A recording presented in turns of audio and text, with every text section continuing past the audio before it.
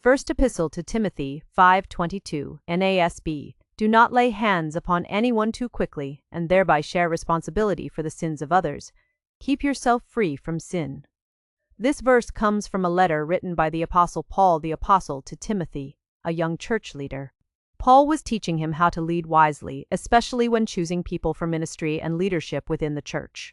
The phrase, lay hands upon anyone too quickly, refers to publicly appointing or approving someone for spiritual leadership. In the early church, laying on of hands symbolized recognition, blessing, and commissioning for service. Paul warned Timothy not to rush this process. A person might seem gifted, convincing, or popular, yet still lack spiritual maturity and godly character. That warning is very relevant today. Modern culture often promotes people quickly based on charisma, talent, appearance, or online popularity.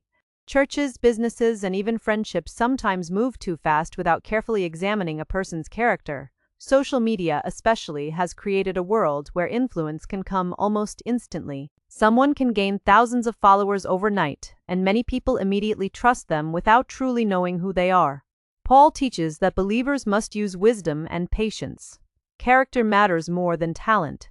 A person may speak well, sing beautifully, or appear confident, but true spiritual maturity is revealed over time through humility, honesty, faithfulness, self-control, and obedience to God. Many public failures happen because people were elevated too quickly before their character had been tested. Paul says that rushing these decisions can cause someone to share responsibility for the sins of others. This means Timothy could become partly responsible if he knowingly or carelessly placed an ungodly person into leadership. Leaders influence many lives. When leaders fall into sin or teach false things, others are often hurt spiritually and emotionally.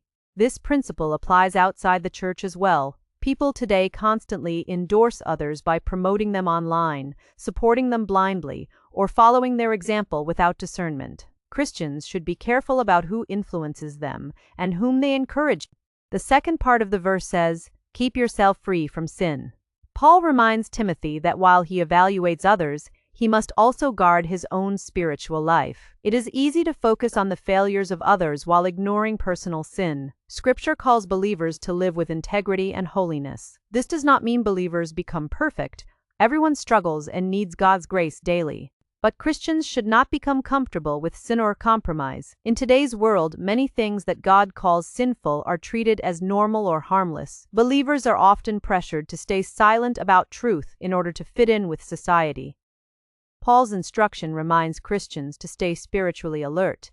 This verse also teaches the importance of patience. Many people rush relationships, partnerships, or major life decisions because emotions are strong in the moment.